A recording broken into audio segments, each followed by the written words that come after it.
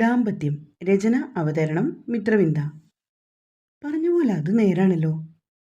കുഞ്ഞമ്മൂൻ്റെ ചടങ്ങിനപ്പോൾ ഇവിടെ ചെറിയമ്മയും കാണും.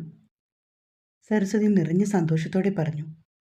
കുറച്ച് സമയം അവരോട് സംസാരിച്ചിരുന്നിട്ട് ലൈറ്റായിട്ട് ഇത്തിരി ഭക്ഷണമൊക്കെ കഴിച്ച് മാരാർ തൻ്റെ വീട്ടിലേക്ക് പോയി. മിക വരട്ടെ, കുഞ്ഞമ്മൂൻ്റെ ചെറിയമ്മ എങ്ങനെയുള്ള ആളാണെന്ന് നോക്കാം.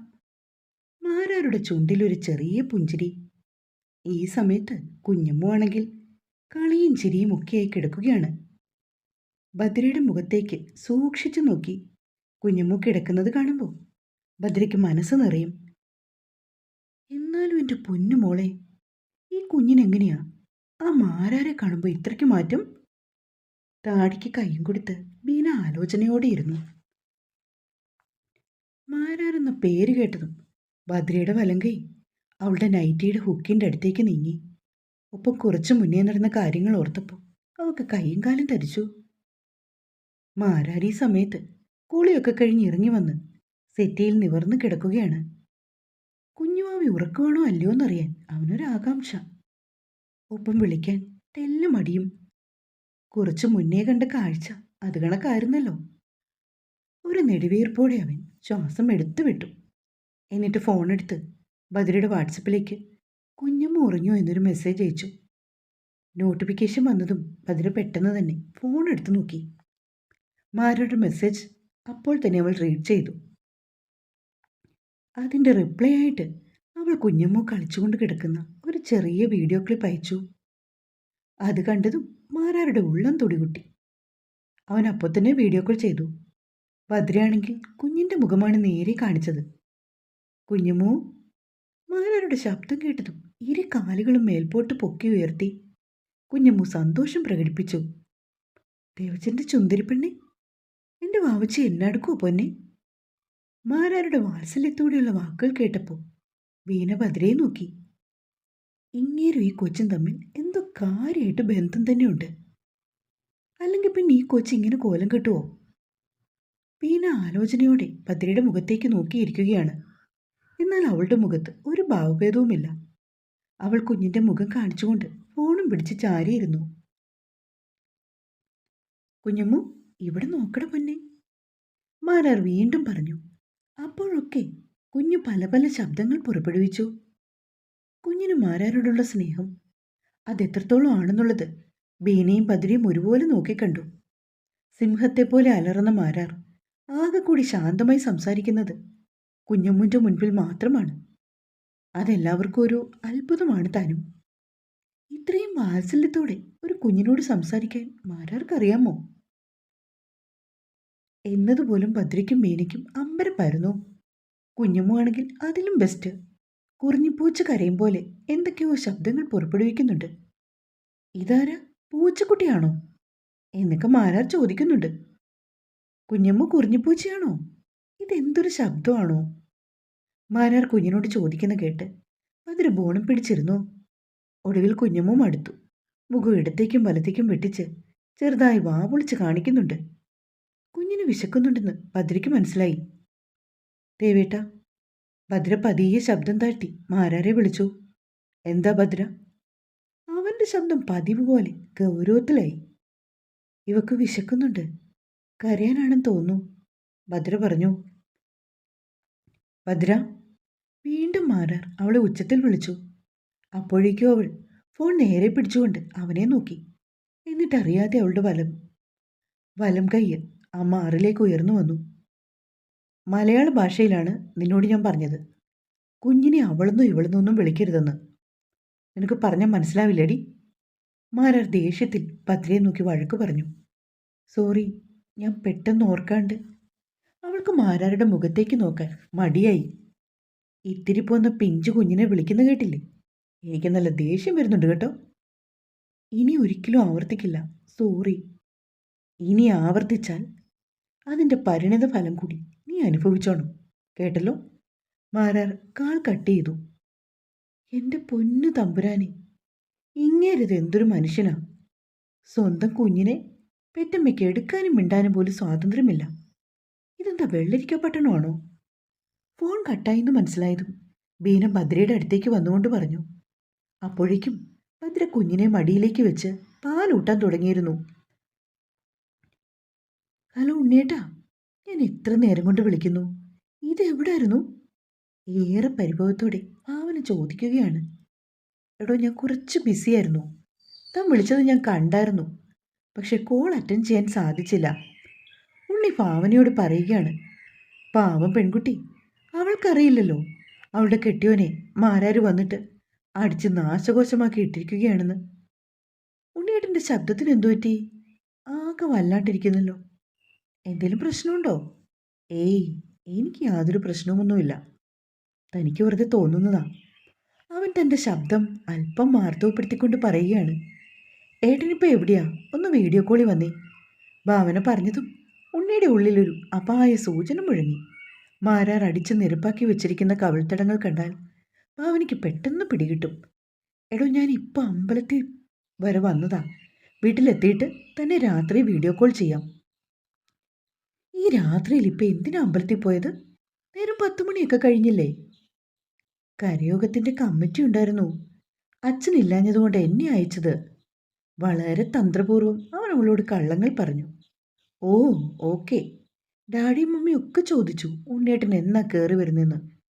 4-5 മാസം കഴിയണോ? പെട്ടെന്ന് ഇങ്ങോട്ട് പോരുണ്ണിയേട്ടാ. വരാം. ഞാനും പേപ്പർ വർക്കുകളൊക്കെ ചെയ്തുകൊണ്ടിരിക്കുക. എത്രയും പെട്ടെന്ന് പോരാനാണ് ഞാനും ശ്രമിക്കുന്നത്. ഒരു പ്രകാരത്തിൽ അവൻ പറഞ്ഞു കഴിയുമ്പോൾ കവളിൻ്റെ ഉൾവശമൊക്കെ മുറിഞ്ഞിരിക്കുന്നത് കൊണ്ട് അവന് വല്ലാണ്ട് വേദനിക്കുന്നുമുണ്ടായിരുന്നു. സത്യാണോ? ഉണ്ണിയേട്ടൻ ഉടനെ ഇങ്ങോട്ട് പോരുമോ? വരും. പ്രോമിസ്? പ്രോമിസ്. വിത്തിൻ 1 മന്ത് ഞാൻ തൻ്റെ അരികിലെത്തും. ഓക്കെ ഉണ്ണിയേട്ടാ, ഞാൻ ഈ വിവരം ഡാഡിയുടെ മമ്മിയോടൊക്കെ ഒന്ന് വിളിച്ചു പറയട്ടെ. പറഞ്ഞോളൂ, നോ പ്രോബ്ലം. ഇനി വാക്ക് മാറ്റില്ലല്ലോ അല്ലേ? ഇല്ലടോ, ഒരിക്കലും വാക്ക് മാറ്റില്ല. തൻ്റെ അടുത്തേക്കൊന്ന് വന്നാൽ മാത്രമേ എനിക്കും സമാധാനം കിട്ടുള്ളൂ. താങ്ക് യു ഉണ്ണിയേട്ടാ, thank you so much. I love you. അവൾ പറയുന്ന കേട്ടതും ഉണ്ണി ഒരു വിളറിയ ചിരി ചിരിച്ചു. എന്നാൽ ശരി ഉണ്ണിയേട്ടാ, ഞാൻ വൈകിട്ട് വിളിക്കാം. വീഡിയോ കോൾ ചെയ്യുമ്പോൾ അറ്റൻഡ് ചെയ്യണേ. എനിക്ക് കാണാൻ കൊതിയായി എൻ്റെ സുന്ദരക്കുട്ടനെ. ചിരിയോടെ പറഞ്ഞുകൊണ്ട് അവൾ ഫോൺ വെച്ചു.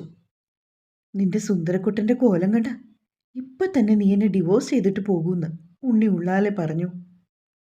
പതിയെ പതിയെ നടന്ന് ഒരു പ്രകാരത്തിൽ അവൻ തൻ്റെ റൂമിലെത്തി. ശേഷം വളരെ ബന്ധപ്പെട്ട് കിടക്കയിലേക്ക് കയറിക്കിടന്നു. തൻ്റെ മനസ്സിലേക്ക് പോലും ഭദ്രയുടെ മുഖം കൊണ്ടുവരാൻ അവന് പേടിയായിരുന്നു. അതുപോലെയുള്ള പ്രഹരമാണ് മാരാർ അവനിട്ട് നൽകിയത്. രാത്രിയിൽ അശ്വിൻ കിടക്കുന്ന നേരത്താണ് മികയുടെ കോള് അവൻ്റെ ഫോണിലേക്ക് വന്നത്. ഹലോ മിക. ആ, അശ്വിൻ കിടന്നോ? ഇല്ലടോ, കിടക്കാൻ തുടങ്ങുമായിരുന്നു. എന്താണ് മിക? നത്തിങ്. ഞാൻ അശ്വിൻ്റെ ശബ്ദമൊന്ന് കേൾക്കാൻ. താൻ കിടന്നില്ലേ? കിടന്നു, പക്ഷെ ഉറക്കം വന്നില്ല. എന്തേ? അറിയില്ല. ഉള്ളവൻ്റെ ഓർമ്മകൾ മനസ്സിലിങ്ങനെ വരുമല്ലേ. ഉറങ്ങാനും സമ്മതിക്കില്ല. കുറുമ്പോടെ പെണ്ണും പറയുന്ന കേട്ടതും അശ്വിൻ്റെ ചുണ്ടിൽ ഒരു ചിരി വിരിഞ്ഞു. അച്ഛനും അമ്മയൊക്കെ എന്തു പറയുന്നു? അവരൊക്കെ ഹാപ്പിയാ. ലേച്ചിച്ചോട് വിളിച്ച് ഞാൻ കാര്യങ്ങളൊക്കെ പറഞ്ഞിട്ടുണ്ട്. ഇനിയിപ്പോൾ അധിക ദിവസമൊന്നും ഇല്ലല്ലോ. ഉടനെ തന്നെ നമുക്ക് ഡ്രസ്സൊക്കെ എടുക്കാൻ പോകാം കേട്ടോ മിക. അശ്വിൻ ഫ്രീ ആവുന്ന ദിവസം പറഞ്ഞാൽ മതി. നാളെ ഞാൻ ചെന്നിട്ട് സ്റ്റേഷനിലൊന്ന് സംസാരിക്കട്ടെ. ലീവിൻ്റെ കാര്യം നോക്കിയിട്ട് നമുക്ക് ഡേറ്റ് ഫിക്സ് ചെയ്യാം. അമ്മയുടെ കാര്യം എങ്ങനെയാണെന്ന് അറിയില്ല. അമ്മയ്ക്ക് ലീവ് കിട്ടില്ലേ? ലീവൊക്കെ കിട്ടും. അതല്ലല്ലോ, ചിലപ്പോൾ ഇമ്പോർട്ടൻ്റ് ആയിട്ടുള്ള കേസസ് വന്നാൽ അമ്മയ്ക്ക് അത് ഒഴിവാക്കാൻ ബുദ്ധിമുട്ടാകും. നമുക്ക് നോക്കാം. അതെ. ഇരുവരും കുറച്ച് സമയത്തേക്ക് കല്യാണത്തിൻ്റെ കാര്യങ്ങളൊക്കെ സംസാരിച്ചു. ശേഷം ഫോൺ കട്ട് ചെയ്തു. ഒരിക്കൽ പോലും മിക ഭദ്രയെക്കുറിച്ചോ കുഞ്ഞിനെക്കുറിച്ചോ ചോദിച്ചില്ലല്ലോ എന്ന് അശ്വിൻ ഇടയ്ക്കൊക്കെ ചിന്തിക്കും. പിന്നെ കൂടുതൽ ആലോചിച്ച് വെറുതെ വേണ്ടാത്ത പ്രശ്നങ്ങൾ ഉണ്ടാക്കണ്ടെന്ന് കരുതി അവൻ തൻ്റെ മൈൻഡിനെ ഒന്ന് സെറ്റാക്കി എടുത്തു. വെളുപ്പിന് 5 മണിയായി നേരം. വീനച്ചേച്ചിയാണെങ്കിൽ ഉറക്കത്തിലാണ്. കുഞ്ഞമ്മയും അമ്മയും കൂടി ഉണർന്നു കിടക്കുകയാണ്. ഓരോരോ കഥകളൊക്കെ പറഞ്ഞുകൊണ്ട് അമ്മയും മോളും ഭയങ്കര വാചകമാണ്. ഭദ്രയുടെ ചുണ്ടനങ്ങുന്നത് ശ്രദ്ധിച്ച് കുഞ്ഞമ്മ അവളെ ഇടയ്ക്കിടയ്ക്ക് നോക്കുന്നുണ്ട്. കുഞ്ഞിൻ്റെ ഓരോരോ ഭാവങ്ങൾ കണ്ടുകൊണ്ട് ഭദ്രയും വാവയെടുത്ത് മടിയിൽ വെച്ച് ചുവരിൽ ചാരിയിരിക്കുകയാണ്. നന്നായിട്ട് തന്നെയാണ് സഞ്ജീവനിയിലെ സിസ്റ്റർ ഭദ്രയെ കുളിപ്പിക്കുന്നതൊക്കെ. എന്നാൽ അവൾ ഇടയ്ക്കിടയ്ക്ക് ഒരു നടുവേദന പോലെ വരുന്നുണ്ട്. അതെന്താണെന്ന് മാത്രം എത്ര ആലോചിച്ചിട്ടും ഭദ്രയ്ക്ക് പിടികിട്ടിയില്ല. ഇന്ന് കാലത്തെ കുളിക്കാൻ പോകുമ്പോൾ സിസ്റ്ററോടൊന്ന് ചോദിച്ചു നോക്കാമെന്ന് അവൾ കരുതി. ഭദ്രയ്ക്കാണെങ്കിൽ ചെറുതായി വിശക്കുന്നുണ്ട്. കുറച്ച് നട്ട്സ് എടുത്ത് കഴിക്കാമെന്ന് കരുതി അവൾ കുഞ്ഞമ്മൂനെ കിടക്കയിലേക്ക് പതിയെ കിടത്തിയിട്ട് എഴുന്നേറ്റു. കുഞ്ഞമ്മു അങ്ങനെ വലിയ വഴക്കൊന്നുമില്ല. പക്ഷെ ആൾ ഉണർന്ന് കിടക്കുമ്പോൾ ആരെങ്കിലും പുള്ളിക്കാരത്തിയോട് സംസാരിച്ചുകൊണ്ടിരിക്കണം. ഇല്ലെങ്കിൽ ചെറുതായിട്ട് ചിണുങ്ങും, അത്രമാത്രം. പിന്നെ ഭദ്രയ്ക്ക് വേറെ ജോലിയൊന്നും ഇല്ലാത്തതുകൊണ്ട് അവൾ സദാ നേരവും കുഞ്ഞിനോട് മിണ്ടിപ്പറഞ്ഞ് അങ്ങനെ ഇരിക്കും. ബീനച്ചേച്ചിയാണെങ്കിൽ നേരിയ രീതിയിൽ കൂർക്കം വലിച്ചാണ് ഉറങ്ങുന്നത്. ഭദ്ര ചെന്നിട്ട് മാരാർ വാങ്ങിക്കൊടുത്ത നട്ട്സ് ഒരു പിടി കയ്യിലേക്കെടുത്തു. ഒരു ഗ്ലാസ്സിലേക്ക് ഇത്തിരി വെള്ളം പകർന്നെടുത്തു വെച്ചു. അത് കഴിക്കാൻ തുടങ്ങിയപ്പോഴാണ് ഡോറിലാരോ തട്ടും പോലെ അവൾക്ക് തോന്നിയത്. സമയം നോക്കിയപ്പോൾ 5:25. ഭദ്ര ബീനച്ചേച്ചിയെ വിളിക്കാൻ ഓർത്തെങ്കിലും പിന്നീട് അവർ ഉറങ്ങുവാണല്ലോ എന്ന് കരുതി ശല്യപ്പെടുത്താൻ പോയില്ല. സിസ്റ്റർ ആയിരിക്കും, ചായയോ കാപ്പിയോ വേണോന്നറിയാൻ വേണ്ടി വന്നതാവും എന്ന് കരുതി ഭദ്ര ചെന്നിട്ട് ഡോർ തുറന്നു. മുൻപിൽ നിൽക്കുന്നവനെ കണ്ട് അവളൊന്ന് അന്തിച്ചു പോയി. കുളിയൊക്കെ കഴിഞ്ഞ് പതിവ് പോലെ നെറ്റിയിൽ നീളത്തിൽ ഭസ്മമൊക്കെ വരച്ചുകൊണ്ട് മാരാർ വാതിൽക്ക് വന്ന് നിൽക്കുന്നു. അവനെ കണ്ടതും ഭദ്ര പെട്ടെന്ന് നൈറ്റിയുടെ ഹുക്ക് ഇട്ടിട്ടുണ്ടോ എന്നാണ് നോക്കിയത്. കുഞ്ഞമ്മ ഉറങ്ങുവാണോ എന്ന് ഗൗരവത്തിൽ ചോദിച്ചുകൊണ്ട് അവനകത്തേക്ക് കയറി. മാരാരുടെ സംസാരം കേട്ടതും കുഞ്ഞമ്മ ഒരു പ്രത്യേക രീതിയിൽ അവളുടെ ഉള്ളിൽ നിന്നും ഒരു ശബ്ദം പുറപ്പെടുവിച്ചു. അവൻ വന്നിട്ട് കുഞ്ഞമ്മൂനെ എടുത്ത് തൻ്റെ നെഞ്ചിലേക്ക് ചേർത്ത് പിടിച്ചു. ഒപ്പം ആ കുഞ്ഞിക്കവളിൽ ഒരു ഉമ്മ കൊടുത്തു. മാരാരുടെ മീശ കൊണ്ടിട്ടാണോന്നറിയില്ല, കുഞ്ഞമ്മ ഒന്ന് ചിണുങ്ങിക്കൊണ്ട് മുഖം വെട്ടിച്ചു. ദേവച്ചേട പൊന്നെ, അവൻ വീണ്ടും വീണ്ടും ആ കവളിൽ ഉമ്മ കൊടുത്തു. ഭദ്രയാണെങ്കിൽ ആകെ അമ്പരന്ന് നിൽക്കുകയാണ്. മേശമേലിരിക്കുന്ന നട്ട്സും വെള്ളവുമൊക്കെ മാരാർ കണ്ടു. നീ ഇത് കഴിക്കാൻ എടുത്തു വെച്ചതാണോ അവൻ ചോദിച്ചതും ഭദ്ര തലകുലുക്കി. എങ്കിലെടുത്ത് കഴിക്കു ഭദ്ര, മാരാർ പറഞ്ഞതും ഭദ്ര വെള്ളമെടുത്ത് കുടിച്ചു. ശേഷം ബീനച്ചേച്ചിയെ വിളിക്കാൻ ചെന്നതും മാരാർ അത് തടഞ്ഞു. അവരുറങ്ങിക്കോട്ടെ, നീ എന്തിനാ വിളിക്കുന്നത്? പിന്നീട് ഭദ്ര ഒന്നും പറയാതെ കട്ടിലിൻ്റെ ക്രാസയിൽ പിടിച്ച് അനങ്ങാതെ നിന്നു. തുടരും. കഥ ഇഷ്ടാവുന്നുണ്ടോ? കമൻ്റ് ഇട്ടിട്ട് പോണേ.